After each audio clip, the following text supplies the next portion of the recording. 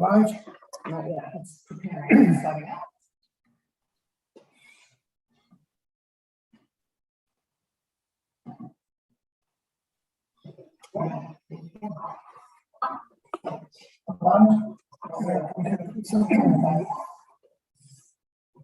I think we need to make this. Yeah, you can't have those things on it while the echoes were. Hello? Okay, good. Oh, yeah. Yeah. All right, so, present are Ryan DeVore, chair, and staff of the trust as well as. All right, so the agenda for today is, I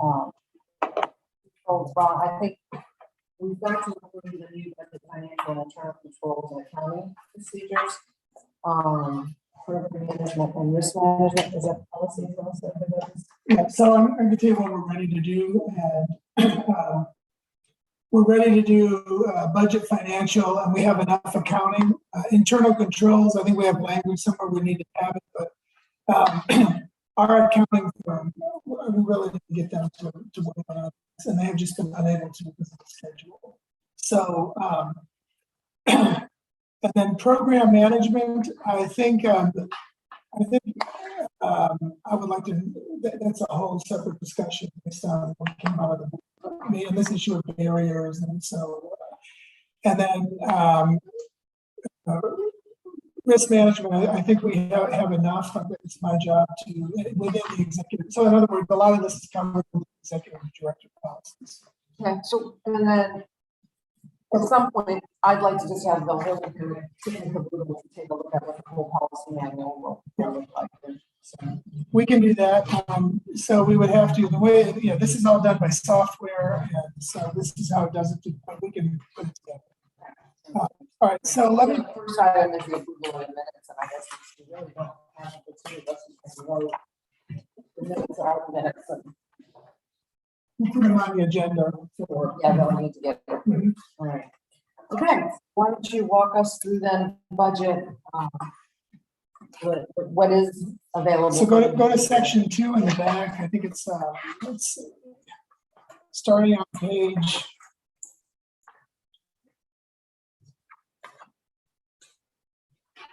25.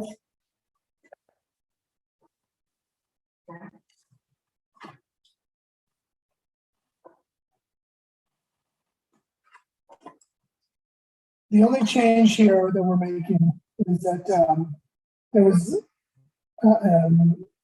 we had 2 different fund balance requirements in the original policies, so we're going with 2 months as a minimum. That's in C 3.40C. So it's at 5% when it's 5. So where it now says 5%, it'll be 2 months. 2 months, yeah.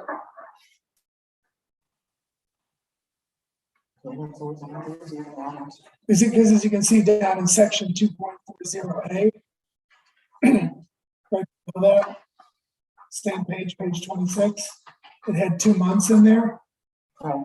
which was different than above, so we just made a closest number. We'll probably use the number 2 since that's what we used in 2.40. So now they both match. And then I have some questions for Bob. So if you go to 2.40, page 27. Okay. So the numbers are the numbers on page 25 are 3.4. Okay, we're on page 27. So the numbers are going down.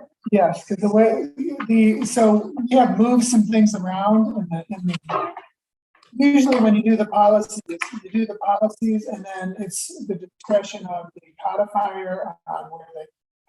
So the numbering. Yes, the final thing is the numbering will be correct, but our financial policies were currently in section 2 and section 3.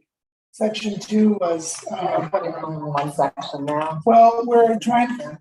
We can after the fact, but there were parts where fund balance, for example, was covered in both budget and financial management, and they didn't match. Okay. So that's the change here. And then back to 2.40. Okay, page 27 now. Okay. Okay. Every change, see, it says before and then after. Okay, Yeah, and so what does that mean? Before. that means that's the original So language. that's the original. And then why are the after amendment is what we moved to, but now you're making further changes with the red line? Is that what I'm reading, how I'm interpreting? You got it before amendment. Yeah, after shows you what the change is. Think about Okay, it. so one is original and the other is revised with track. Right, Got it. Yep. Sorry. it's okay. You've been living in this, I haven't. Yeah. So during carry forward and mid-year budget amendments, fund balance may be used for, I scratched out this one because that all seems like county language. And I don't think there's a process for us in our, to really do that in the statute. If your account is happy with it, that's all you need to be concerned with, because I was gonna say, that sounds more like, county requirements. Yeah, so I took it out, Yeah, and they were fine with that. Which was, Ingram was fine with, CRI was fine with that. Mhm. You're kind of, the only thing you need to do is have the board of the loan carry over. Okay, now, my question is, you said carryover. Last year, we actually budgeted carryover, so we had a bigger appropriation than what we took in. That's what you mean, correct? Yeah, that they recognize X amount of carryover, Okay, and that it's either being put in fund balances or it's going into the budget. For operating. we usually do that in the budget. Yeah, that's fine. Okay. That's fine. It's just something that you recognize that this amount of money was from carryover, and this is what you're doing with it. So, yeah, So that's fund fine. balance is essentially a reserve account. Yeah. It's an operating reserve. Well, it's not, It's a little more than that, but yeah, it's essentially that. so it's sitting there and you can't spend it unless it's specifically appropriated. So we appropriate 5% of our operating, but the reason I asked this question, is the board is talking about wanting to spend fund balance later for more summers and all this.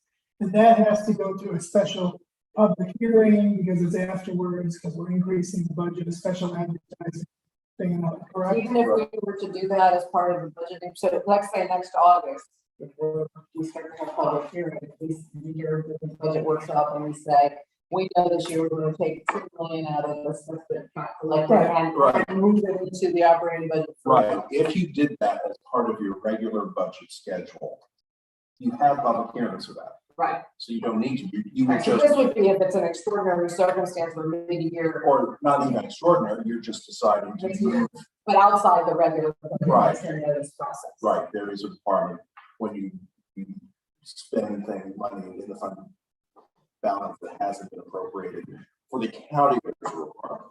For an independent district, that's strictly a state issue that, again, I defer to the accountants. Say that one more time. All Sorry right, about Thank you. I'm familiar with county budget procedures. So I can't really address this because I have not looked at this, Okay, because the county addresses the county, dependent districts, mhm, and the constitutionals, basically, everything that the county government has a hand in. County government has no hand in your independent district. So you're governed by whatever the statute has for independent districts, which is very equal. And what the Department of Financial Services and Department of Revenue say, which is pretty much it. so what I requested, would you mind just taking a look at 159 if it's covered in there? Sure. I think it is, and I think it's almost mirrors what you have to do for the county. It may well be. It's not like I'm saying. I'm going to tell you when I have no clue. This is something I have no clue. So, Jeff, so when I would ask for help, I was just kind of check it maybe on, and when we have to use fund balance. And then what I did, Bob, is, because my accountant did say, you should ask the attorney about this stuff. So he kind of. Yeah, so all throughout here, there is, you look at page 27, page 20, there's all these references, county, or excuse me, to state statutes and reference from counties can do. And I was gonna take all those out, but I wanted to make sure that it was still legal, that we could do what was still in there.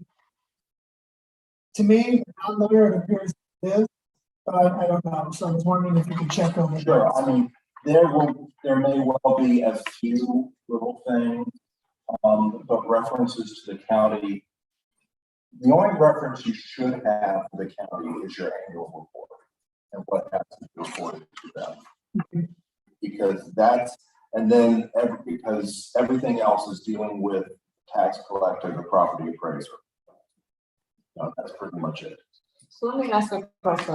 So 2.4 is the fund balance. 2.5 is the budget reserve for contingency. Is that a separate reserve account? Or Yeah, this is what I was saying. So we have a fund balance now, not whatever the number is, that we can't use because it's not appropriated. Right. But in the budget every year, we take 5%. It's just reserved for contingency that is appropriated. So it's, Yeah, when we bought the, reserve, and it was, Right. it had to be me and the CFO had the authority to tackle it.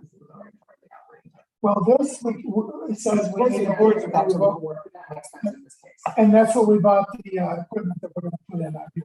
That's we And use this it. is a 5%, Yes. these percentages are correct. Okay. I mean, everyone's okay with these percentages. We usually put percent in the beginning of the year, and we have plenty of fund balance to keep it So there. these straight outs for the capital reference is what we're going to try and verify, make sure we don't need to have or you. Yes, no, I'm asking Bob that. I mean, I would strike the reference and just make sure it's still legal to do these things. Okay, that's my question.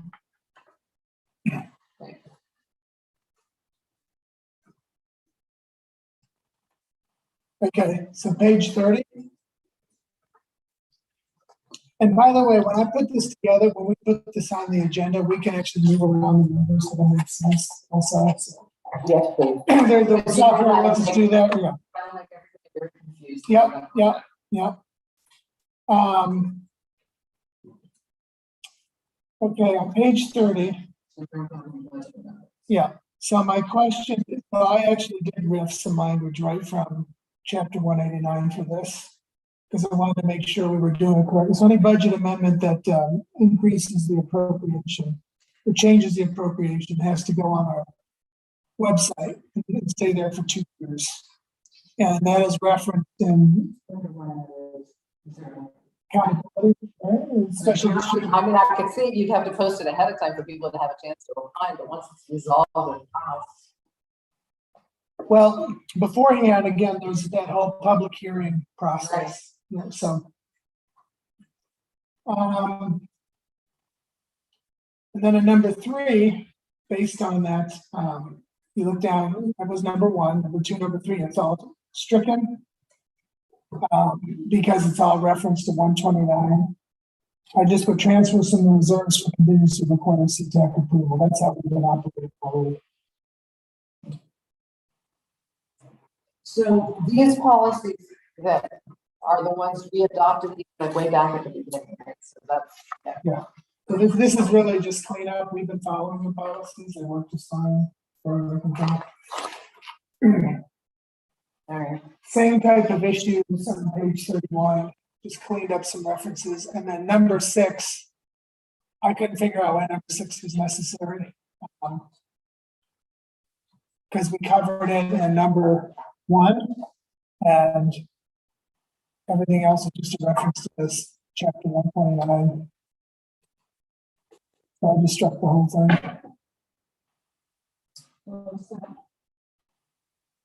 This makes reference to the.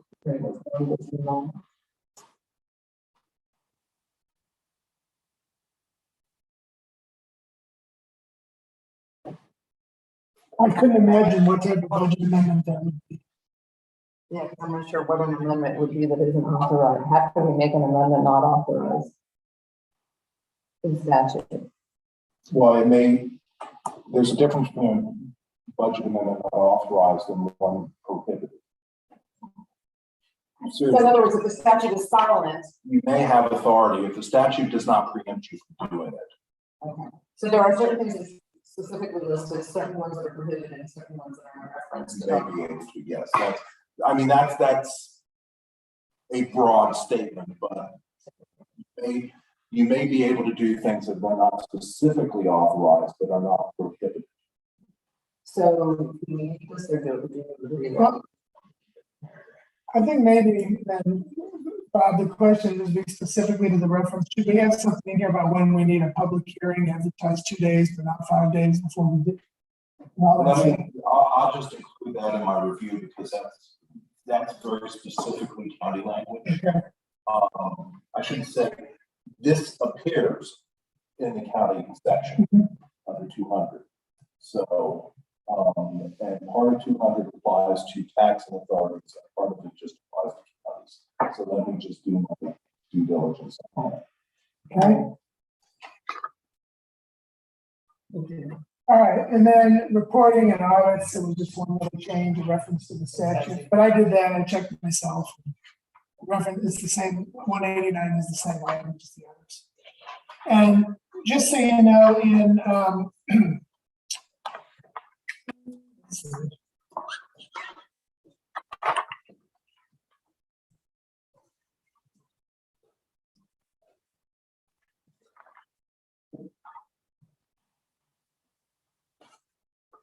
in the policies we already have, it talks about accounting and using chart of accounts, and that might be one here, not just a. So let me ask Appropriation. a question, Yeah. sort of a general question. So in my world, prior to getting into almost every board, the board set policies of broad governance stages, and then staff operationalized those and created an operating manual, an operating procedures manual. So we just had a policy manual that was board, procedures manual that was implementation essentially of those policies. Is that part of how this is going to work, or do you simply, does everything have to be spelled out in detail in board policy? That ideally, the board would keep its nose in policy That would be my preference. and let staff do its job. Right. But as we have seen, that is not always how the board wants to operate, and as a political body, they will do what they want. Very similar to what the Board of County Commissioners do. They will cross a line at their pleasure, and there's no way to stop them or discourage them. That is a conversation that Colin has behind closed doors with each member of the trust about, crossing the line. Now, in county government, what you can do is adopt a charter amendment that specifically says a non-interference charter amendment. Since, well, your charter is the ordinance, so you would have to amend the ordinance to have a non-interference agreement. So basically, policy and whatever else the board wants to, the executive director, what to do or how to do their business. Right. And so then how, so let me see if I can make it simple. So let me answer your first part as far as how we're doing. So we're small yet, and we don't have, I have given a few directives on how to do some specific things. But as far as a detailed procedure manual and every single one, we don't have that yet. We've kind of been reserving that until we. Well, so that was part of my question is the goal once this is settled, because this is giving you the overall, Yes. this is what you must do, this is what you must not do. Then how do you translate that for your staff? In my experience, that's the principal procedure. manual for Well, staff. procedures manual that should be called to. So yes, absolutely. To draft. And that's, so, but that to me governs a little bit of how much specificity you want to put in here. And how much specificity doesn't need to be in here. So, I think some of the mandates, some of the things that came up with the board meeting, I think are appropriate for policy. How much prescriptiveness do we want in our contracts? How much, what's the line between accessibility to the funds and the accountability, data collection fee? Those are board decisions. How you enact those is a different matter altogether. but there's not a fine line always between politics and administration, or policy and operations. That's the way my board operated. I was allowed to do it the way I thought until they didn't like the way I thought, and they would just change the policy. That's pretty much how it works. I mean, that's didn't happen often, but But we will follow the policy, whatever. well, you have to. That's what it is. Yeah. Okay, so that's all the changes we had, and I was gonna say somewhere, it's probably in the part that didn't print, because we didn't make any changes, it does say we're supposed to use an accounting system that in accordance with the state chart of accounts and proper accounting and all that, and then promised to find that. I did make it in here because there were no changes, so, that's all we have on this today. Okay. When you're comfortable with it, so we also have all of the previous Right. stuff, and Bob had made some comments. And they weren't, they weren't. Well, I just wanted to make sure that I hadn't had a chance, because I had the final versions, so I wanted to make sure that the language flowed. At least this gives it a nice orderly, without all the red line, green line. Yeah. That we had in the last version. There's a little bit of that. But And you've adjusted all the stuff to make sure that all the titles and all that good stuff. yes, but if you find one that's not right, let me So know. I will take this and give it to you. And get back to you if there's any, when this is getting listed and kinds of. And just so you know, powers and functions, that's a direct lift from the statute, Where is that? 101, page 1. Okay. So this is statutory language. 102, mission, vision, guiding principles, that's work we already did. Yeah, again, but I'm not wanting to use it at all, other than just make sure there's no scrivener kinds of changes with that cut paste, man. Not to mention, we've been reading some, editing something, at some point you just start reading what you want to see, not what's really there. Okay.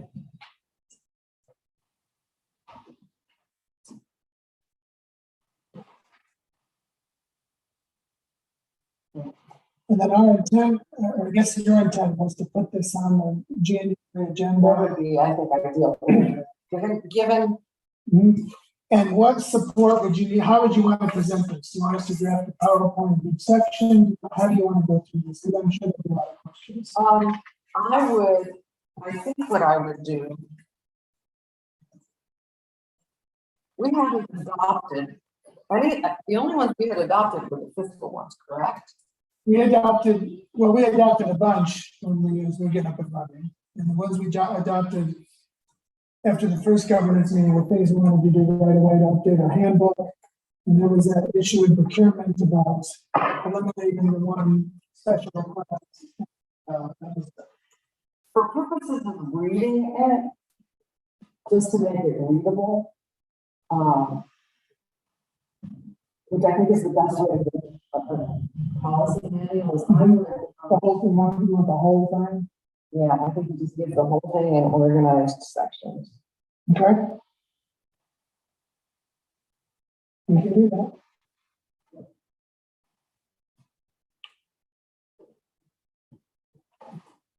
Because they haven't seen most of it. No, I haven't seen any of it, So, to my knowledge. yeah, well, they have the financial stuff because we did present that, Yeah, but you'd be opening all that up again, so just, that's fine. right? I mean, it's what it is. But we shouldn't, you're saying we should include in the whole thing, these revisions, we should make the revisions clear. with the red lines. If it's a policy that's already been adopted, then yeah, you need to make the Yeah, revisions. so that's the intent. If it's not an adopted policy, then I would just leave it in the green and it's clear then that it's brand new. But if it's a policy that's already been adopted, and that does say, because, this was non-resistant before, so we know that it's a brand new one, so I think that makes it pretty clear. The only thing I would make sure is that the sections line up and the numbering lines up. Mhm. Draft that we present. Okay, we present. I would suggest you present it, and we will give you whatever support you need. If you just want to look, that's fine. If you want some slides or I think make your own notes. I think a book. We're really gonna read the whole thing, and it should be a book.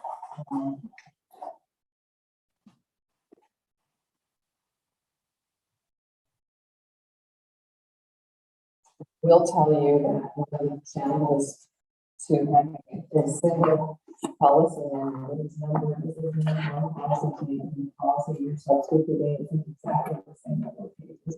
Having a single. Oh, we have a software program and it Yeah, takes you care have to of it. reprint them all, Yeah. issue them all, because the number changes, but it is, that's just the way it goes. So, okay, so we're pretty clear on that. We've done the finance ones that we can, Bob, you know what you're gonna check on, and look at those. Can you send those back out to me as well as to the, Yeah, if you send me a electronic copy. Yeah, and then, we're still waiting on one from Sierra, the finance, the internal controls. yeah, They should be able to whip that out. They should almost have a template for yeah. I'm meeting with them on Monday, so, that. and I'll send that to you. If it's not good, we can discuss it. I mean, you know, internal controls are pretty, not much by way of flexibility.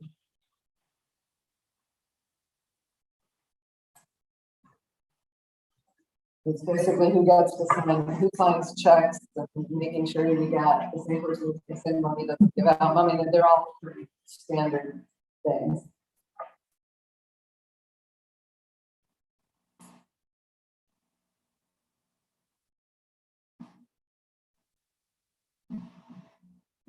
Okay, we'll send that to you. We'll make sure we have the whole book for the meeting. I'm gonna let you explain this. It wasn't clear to me from the board meeting if they were ready to take this up, and this might alleviate most of the. They may not be ready to take it up. Okay.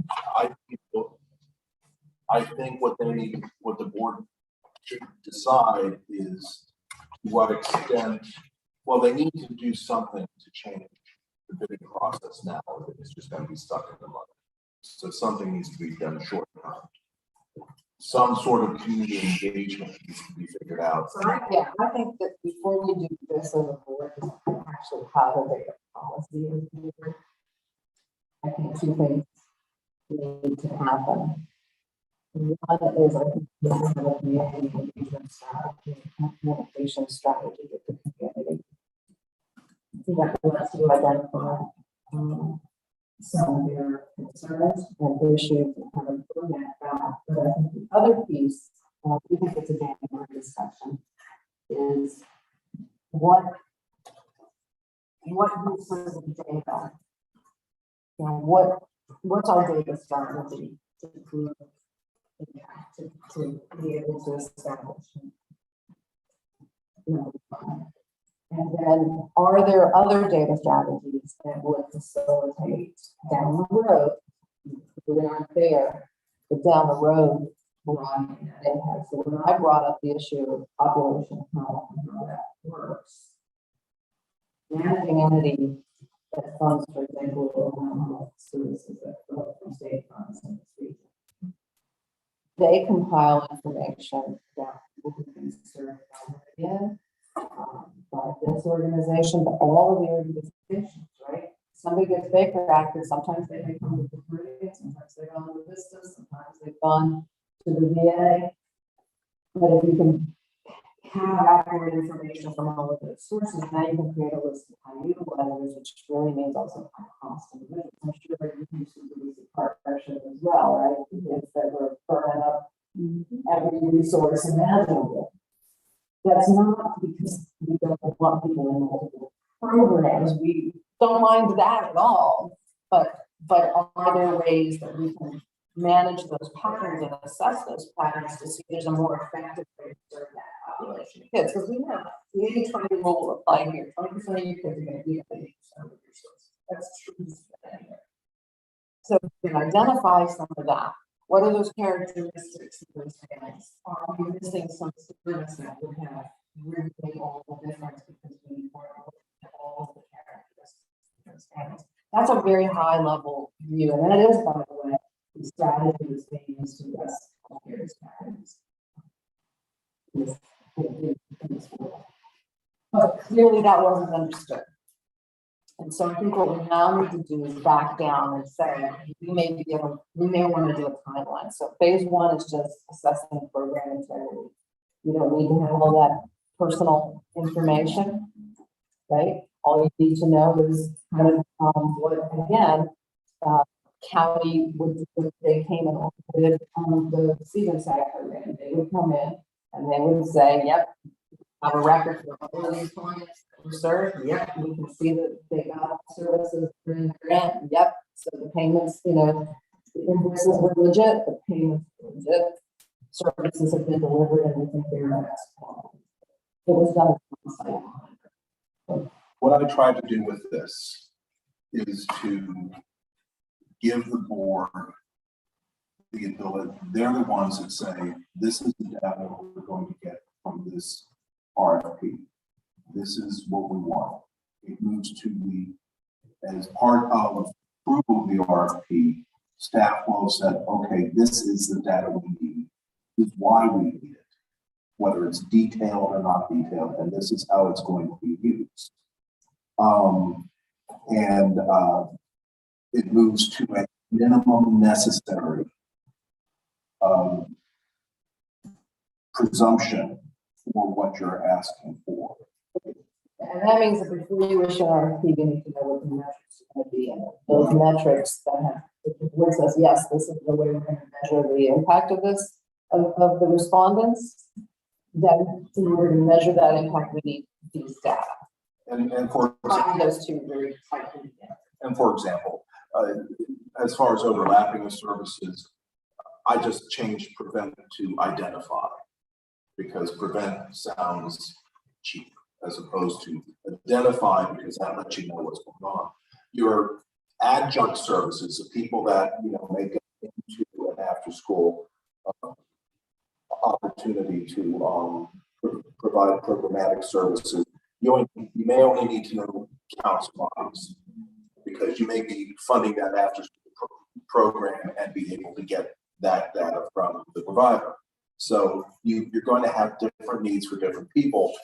This just requires you to identify it up front, and you will, as part of the RFP process, you'll also be able to have that exchange with the people who are putting in the proposal, saying, well, what about this? What about that? And then this allows for in the negotiation of the agreement, working with the individual vendor on data exchange.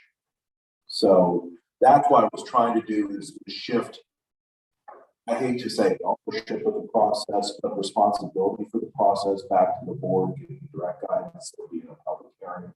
People will see what it is. It shifts transparency. I think to start with this is, I think that's the way to go, because it's very limited and very narrow and very board approved. People who may respond to the RFP together and say, well, they can or don't want to do that. And as a board, though, I think our first level of data collection is the staff program evaluation and integrity monitoring. And the next one has to be, well, how do we do these? How do we really verify these? And how do we, what is it that we want to understand about the way we're serving the community? And that's a different kind of strata of data collection. And then more of a population management, how do we identify strengths and weaknesses of the community? That requires much more granular data if you're going to be able to, you know, when you go to the doctor, and the other thing that I think the board needs to struggle with is the difference between collecting data for research between academic and collecting data as a payer of services. Because those are And contract monitoring. Right. doing a lot of on-site contract. That's what you're going to end up with, because the only way to do that monitoring without collecting data, and by the way, it's the way your audit firm is going to test the controls to Right. is going to come in and review. Okay, here's a file and here's a payment. Yep, that the payment meets the criteria for paying that particular vendor. And you're going to have to work with our accounts to figure out what is the audit piece of this. You know, what information do we require, what access do we require in order to make sure we're good with the Department of Financial Services or in general, if they ever do. And I think that they had to figure out one point.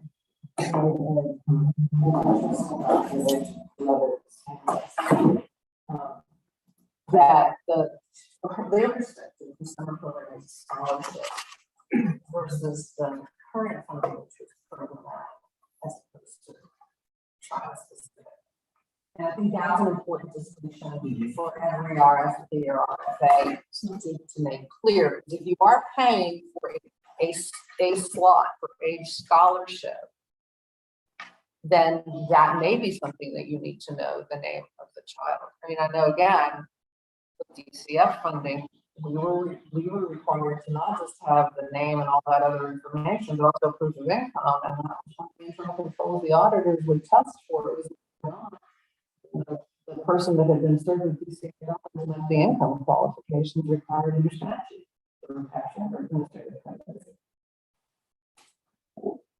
What can, not say concern, but what just raise some eyebrows, is people were objecting to language of the policy. It was directly from the statute. I think there might be some board members that just haven't seen the statute in a while, and I would recommend that right off the bat, could Bob give a short presentation on what's in the statute. He kind of gave a mini one in one section, but I think he should just the statute in his best of his ability explain. I think, What do you think?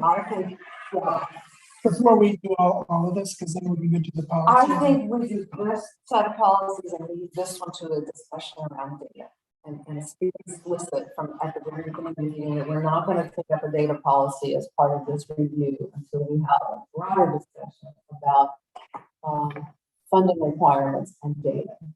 Because I think that the two have become Mixed up, Yeah, conflated. we're conflated, I'm not sure it was the right word. But in any case, I think there's not a clear understanding of what the funding requirements are. And I think, yes, I think that, and that discussion, to begin that discussion, that would be helpful. You know, what are the limitations and permissions of what we fund based on the statute? And then how do you, from an accounting perspective, make sure that the way what you're funding and the way you're funding it has the right accountability. And I think it's important to make a distinction between research and data collection as an academic exercise where, yeah, de-identified data is just fine. And a payer transaction where it might not be if you're saying that, so you're saying that you want to fund active school participation for low income kids. Well, whose responsibility is it to verify low income? So the provider's not going to have to collect information from that parent that justifies their being low income. And I have to keep that data because if they're not going to transmit it to you, they have to keep it in a way that's safeguarded for you to come audit it to make sure that in fact they Right, you're going to have a, you know, definition, and it's a, you know, is it they're eligible for free lunch? We had that in our very clear. But I think that kind of language, I think when you start to talk about what an RFP is designed to do, it's got to then be, there's got to be a real clear connection of the dots between the eligibility to fund it from the statute, the requirements for that funding, and then what's going to be used to verify that. What's the audit instrument basically going to be, and who's responsible for keeping that data? And the whole issue of data storage is, you know, to me, the easy thing is just make a deal with the county and use their infrastructure for the time being until you find a better way to do it, because this is something they deal with, but that's just my, you could do the with the school board or with Gainesville or what that already has that in place when you figure out, you know, a better solution. But what I was trying to do with this is educate the board on every single RFP of what data is being asked for, why it's being asked for, how it's going to be used. So they understand that at the outset and can ask the questions. Yeah, no, I agree. But I think if you take a step back from that and do the accounting piece, the money Right, piece first. money piece is going to be important because I did not address that here. And you know, that is as a table. No one seemed to really want to hear that. But when the county funds thing, when we apply for a grant, we have to be able to track everyone that receives that money. LSF requires us to be able to do that, and because that's how they want to keep track of that. They absolutely And if we do. provide you with free education, we want. They absolutely do it. They absolutely do it. And Dr. Simon was really bent out of shape about this. Well, we're just a funder, and this information has to be tracked. So to me, having the accountants talk about auditing standards and requirements in the state. What are we allowed to pay for? What are the audit standards to make sure that we're spending that money correctly? And then people hear funder and payer differently. So I think in what you heard tonight is you're a funder. And a funder just is giving you money to operate a program. It's not a payer of individual services. So this is a way now, we're not federal, so we don't have to build one. But it's very similar to the grants versus contracts. And so when the position, and Bob actually said to me one time, we may want to do such and such, but people here are used to getting grants. Here's my program, give me some money. Very little oversight, very little reporting, send in your invoices. That's not really that's not really what I've been doing. Right. And that is a level of account, because what we have done is we have said, here's what we want. Here's the requirements. If you look at our RFPs, there's a whole page on data and data collection in the fields and then the performance measures. I mean, it usually takes up. So we have done, so in my view, we have done what you have suggested. I think people don't understand the why or that level. Why is the trust having this level of involvement? And so to speak, why are we so So involved? the fundamental conversation that the board needs to have, we need to get some very clear direction, which the statute made is, do you want to be a under a la the United Way? Or do you want to be a results-based payer? And if you want to be a results-based payer, that requires a different analytic structure. I think that there are people on the board and really lots of people in the community that view their support for the trust as, oh, we're going to have a new funder that's going to make program available in the same way we're used to, just able to scale.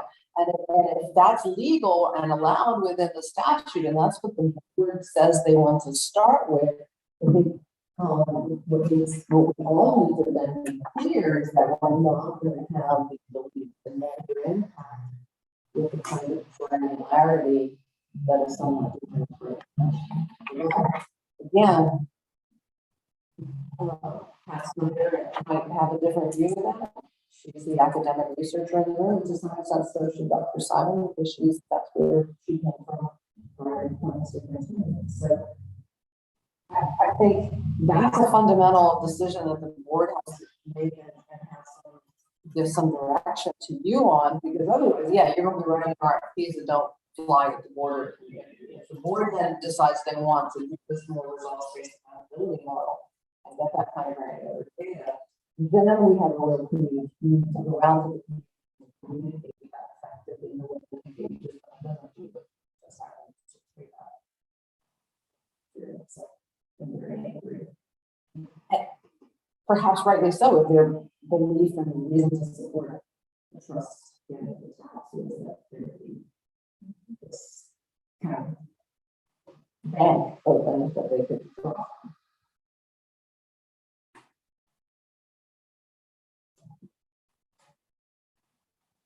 So I don't think we're, and I agree. I think this is sort of says, well, whichever way you go with that drives what the data is that you're going to collect. I think that's what that does. And I said, but I think I would rather just present these, the less controversial, and then embed this one within a broader context. What are we allowed to fund? How do we want to get our funding strategy? Do we do a grant and aid, or do we want to do a payer strategy? Or some combination of the two. The two are not mutually exclusive. Right, could be some combination of the two. Yeah, and sometimes you do one, sometimes you do another. What information is important for one versus what information is important for another. I'm sorry. No, For Help Me Grow, there's only one way to do it. The Help Me Grow way, it's a model. It is required data. We didn't say that, it actually comes from the model. It has their own data system. It says exactly what you're supposed to collect, report. They kind of validate that you're following the model. And so we did an RFP for someone to do that. And so there's no other way to do that. You know, someone tried to write, hey, my childcare center could do this, and of course they didn't score very well. But you could do, yeah, the board, I think someone needs to have this conversation. I'm not sure if I'm the person at this next meeting to do this. I think this all needs to be board led, because I think, you know, when I have employees, I say I would much prefer the employee that I have to rein in every once in a while than the one that I have to get going. My mother is. Yeah, so I think what the board had said is we'd like to rein you in right now. And, but on the flip side, one of the board members, and I forget you, said the operations got ahead of the policy to comment. That was my argument before I started when I signed my contract.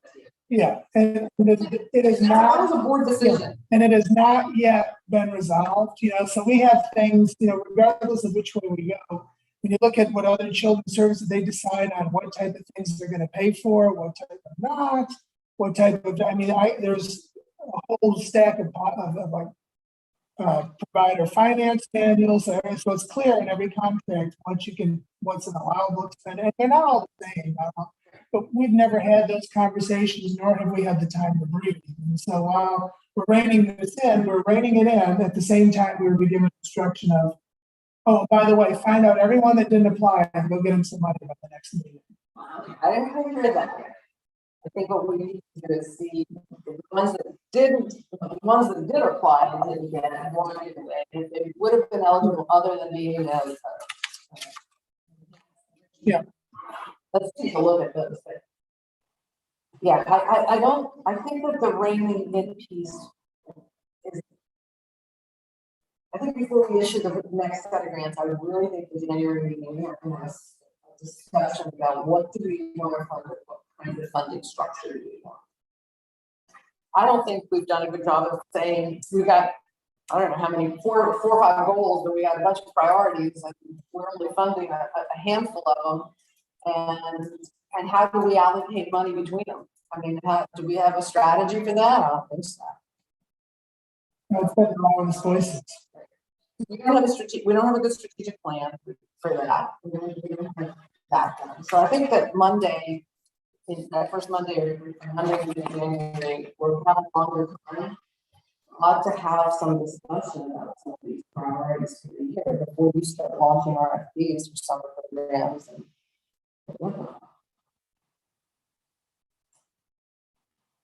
Need direction, not reaction.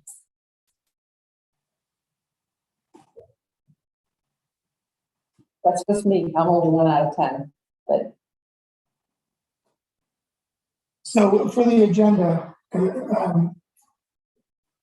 so we're making the agenda from the governance committee. What is the governance committee going to ask on the agenda? We are going to ask for approval, so we need to go out. So that needs to go on the agenda. What about a discussion? I recommend is your executive director to request a short. I would say. But you don't want to do that. No, I'm thinking. No. now, one of the things the board mentioned, that you may want to think about is we had that, well, now heads up, the state Children's Trust Council come down and talk. Michelle Watson. Yeah, about whatever. That would be good. She might be in a good position to talk about this issue because other trusts have dealt with it. She is from outside our organization. She's facilitated something with us before. And that takes both you and Maggie off the hot seat. Yeah, I mean, yeah. No, I understand that, but there was some interest voiced. Yeah, no, I think that having, a board development, I used to do board development, every single board meeting was 10 to 15 minutes of the board meeting, at the very front of the board development. It's either helping them understand about a program or helping them understand how we actually were executing their policies, we have administrative. Areas of the system, I mean, we would do that, and I think in this situation, I think devoting an hour that day to better understanding and deepening understanding of statute, how that turns into funding, setting priorities around funding, what kind of funding do we want, grant aid, payer specific, what are the implications of that in terms of the data, and then how do we really want to be accountable, and have her facilitate that conversation.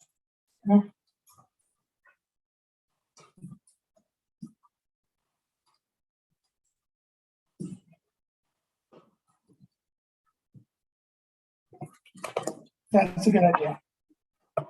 And she would be the ideal person to do it. A lot of different perspectives to the table. We're not the only community that has had sensitive racial equity issues, although we're both.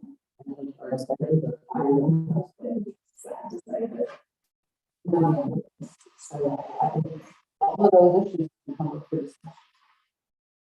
I don't know, I think, to be honest, we could be running forward and have the mother ball, give them a roll. Yeah. That's what I'm doing right now. So we're just a little more southern in background, St. Pete is a dirty old summer, so, you know, and people don't see it that way, but I haven't lived there a long time, I can tell you, and scratch the surface, that's exactly what it was. So is that it for this meeting? I think so. Okay.